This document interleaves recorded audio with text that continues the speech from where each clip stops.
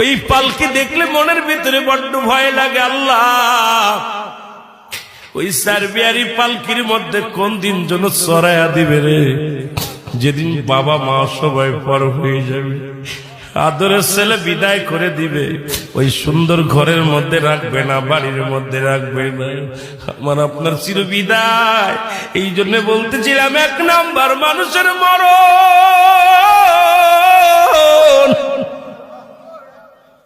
আল্লামা মুফতি আমজাদ আলী সাহেব একটা কিতাব লেখলেন, কিতাবের নাম বাহারুস শরিয়া। এই কিতাবের মধ্যে উনি লিখতে যা বললেন, দুনিয়ার মানুষ শোনো,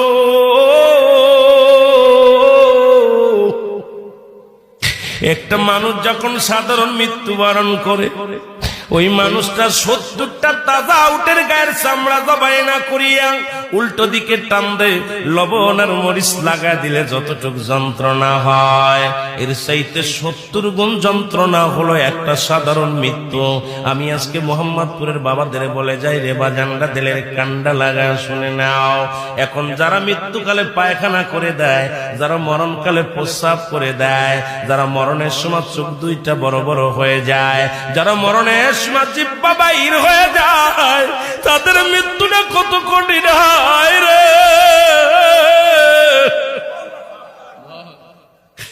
এই মরণ থেকে পালানোর কোনো জায়গা নাই। আজরাইলকে আবার আল্লাহ ডাকতে বলে,